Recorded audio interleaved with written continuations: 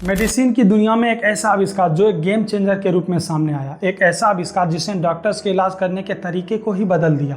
यह कहानी है स्टेथोस्कोप की, एक ऐसा रिमार्केबल डिवाइस जिसने मेडिकल हिस्ट्री में रिवॉल्यूशन ला दी। लेकिन क्या आपको पता है जिस समय स्टेथोस्कोप का इन्वेंशन नहीं हुआ था वह समय डॉक्टर के लिए कितना क्रूशियल हुआ करता था? स्टेथोस्कोप से जुड़ी कुछ मज़ेदार बातों को आइए जानते हैं इस वीडियो में।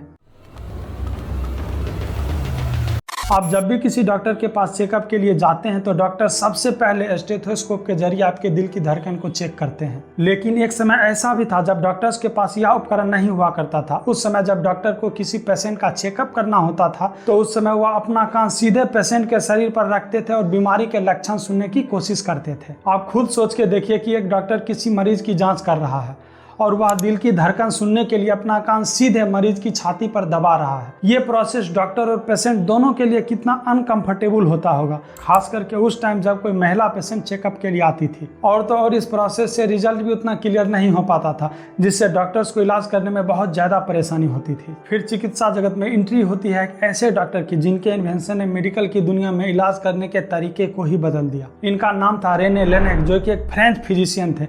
इनका जन्म 1781 में पेरिस में हुआ था। जब ये 5 साल के थे तब इनकी मां गुजर गई। उन्होंने अपना मेडिकल की पढ़ाई अपने अंकल के देखरेख में की, लेकिन बाद में उनके पिता ने उन्हें डॉक्टर की पढ़ाई करने से मना कर दिया। फिर 1799 में रेनेक ने दोबारा मेडिकल की पढ़ाई शुरू की। फिर पढ़ाई पूरी होने के बाद रेनेक पेरिस के एक नेकर अस्पताल में काम करने लगे। 1816 की बात है। एक दिन रेने हॉस्पिटल के गार्डन में टहल रहे थे और उसी गार्डन में बहुत सारे बच्चे भी खेल रहे थे।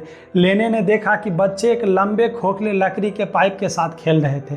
जब वे इसके माध्यम से बातें कर रहे थे तो उनकी आवाज़ एक सिरे से दूसरे सिरे तक पहुंच रही थी और साथ ही साथ उनकी आवाज़ एम्पलीफाई भी हो रही थी। ये सब देखकर रेने सोच में पड़ गए। ठीक उसी समय वहाँ पे एक महिला पेशेंट आती है जिसे दिल की बीमारी होती है। तो वहाँ पे जो रेने के साथी डॉक्टर थे वे महिला के छाती पर अपना कान रखकर उसकी दिल की धड़कन सुनने की कोशिश करने लगते हैं।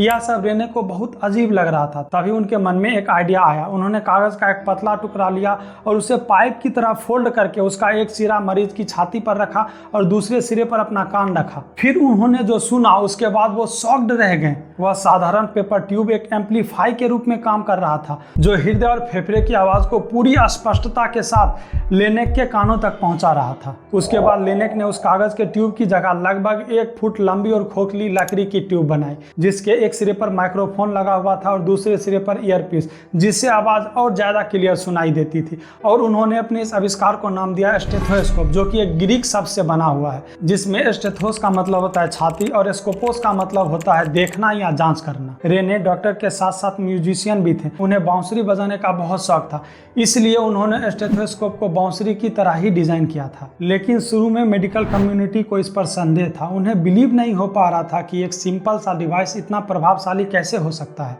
कुछ डॉक्टर्स ऐसे भी थे जो इसका मजाक उड़ाते थे। एक डॉक्टर ने तो यहाँ तक कह दिया कि जब सुनने के लिए हमारे पास कान है तो हम स्टेथोस्कोप का इस्तेमाल क्यों करें। लेकिन रेने को अपने बनाए हुए स्टेथोस्कोप पर पूरा भरोसा था। फिर रेने के इस आविष्कार का परीक्षण किया गया और उसके बाद जो रिजल्ट आया उससे सब हैरान रह गए। फिर 1820 के दशक तक रेने द्वारा बनाया गया स्टेथोस्कोप का इस्तेमाल फ्रांस, जर्मनी, इटली और इंग्लैंड में होने लगा। लेकिन रेने 45 साल तक ही जी सके। 13 अगस्त 1826 को उनकी टीबी से मौत हो गई। लेकिन उनकी सरलता के बदौलत चिकित्सा की दुनिया हमेशा के लिए बदल गई। दुनिया भर के डॉक्टर्स अब मानव शरीर की आवाज सुनने के लिए स्टेथोस्कोप का इस्तेमाल करते हैं, जिससे अनगिनत लोगों की जान बचाने में मदद मिलती है। इसलिए आप जब भी किसी डॉक्टर को गले में स्टेथोस्कोप पहने हुए देखें तो उन्हें याद जरूर करें जिन्होंने इसे संभव बनाया।